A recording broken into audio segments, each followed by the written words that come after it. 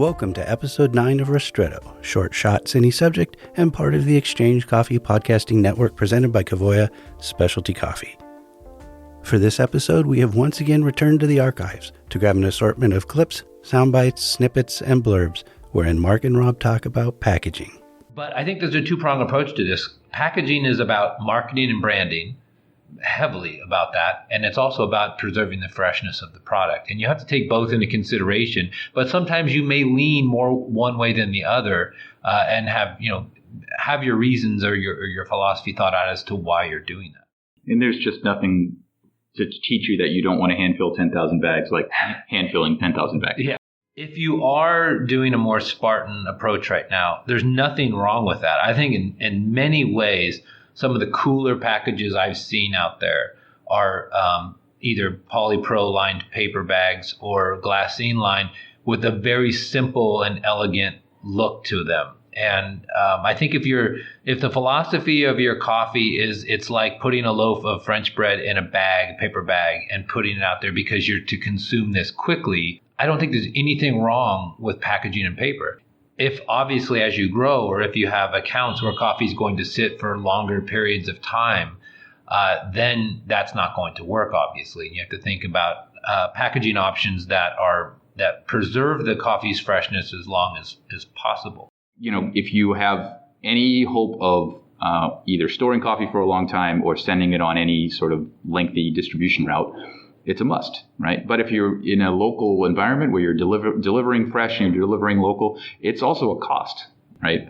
So if you're going to have packaging just for local roasting and you're trying to keep your costs down and you're going to use a net weigher or a scoop and a scale, then yeah, you don't need something incredibly sophisticated. But if you are going to be doing something nationally or regionally or going into grocery, then the question doesn't become if, it's just about how. If you're somebody who's roasting batch after batch after batch and you've got coffee sitting in buckets and you're going to package later, you know every hour that you're delaying that is delaying the potential for freshness in that package. The different packaging options give you so many different ways to express your brand, express your identity, express how you want to visually appeal to customers. And I think we all know that at this point, coffee bags are like wine labels. I mean, they send a message in a sea of different labels. And so what you put on them can be incredibly important. Usually a grocery store or chain, as an intro to get you on the shelf, would say, we'll let you have some of your packaged coffee on the shelf, but you don't get to go to the gravity-fed bins until you've graduated. And as far as sales go, the sales would be 10 to 15 to 1 gravity-fed bin to package. Customers go for it because the perception is it's fresher. You know, roast dates and stuff like that have changed that perception a bit, but that's what it used to be. And I would still assume in markets where bulk coffee is still sold in this manner, that it's still a much more lucrative route to go.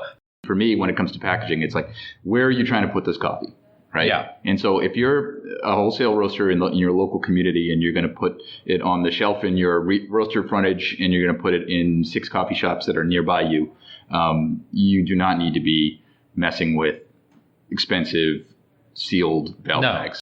No. You know, and instead you should spend it on making them look great so that they can all face together and then just deliver them frequently. And then now mentally tell me what the Hills Brothers can looks like. And you're probably going to be more accurate on the Hills Brothers can. Why? Not because you drank Hills Brothers or because you worked for them. It's because it was in your grandfather's garage with nuts and bolts in the can, or your color crayons were put in there after they used it. And nobody throws these cans away. If you're going to make the investment, you should make the investment. I mean, you should make the investment in a proper sealer. If they're going to be in distribution for longer than a month or two, then you should make investment in a vacuum sealer and or a flush. I would even advocate for doing your own oxygen testing. I was stunned to see that they had about 30 people around a table hand filling and weighing the bags. And the comment I had brought up was why, with the volumes that they were doing, I mean, they had 4 full bag roasters going.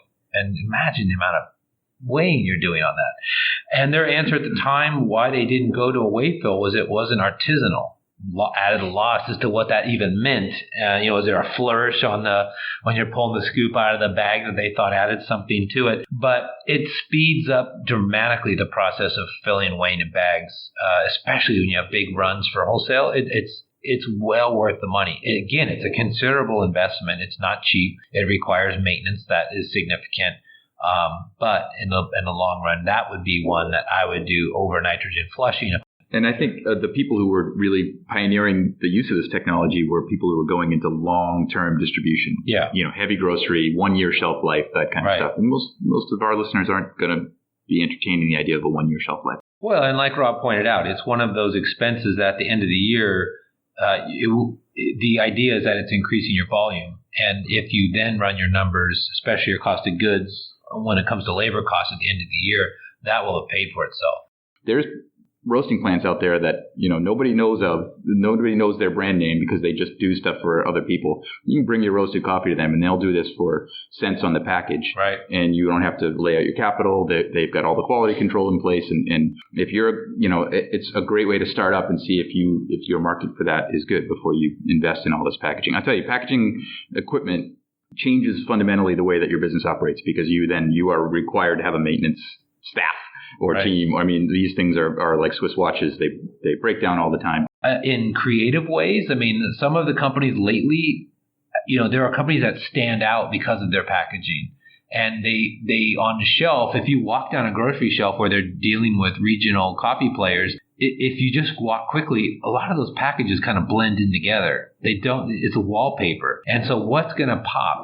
I mean, I always have the same conversation that both you have with clients, which is, what green coffee should I buy? Well, what are you trying to say with coffee, right? And that dictates how you roast, what style of roast, what kinds of machines you roast on. It dictates the packaging you use. It dictates what goes on the outside of the packaging. Like, what are you trying to say with coffee? And a lot of these questions of modality, what kind of packaging should I use? What should I put on the are all easily or more easily answered if you can answer that first question. What are you trying to say?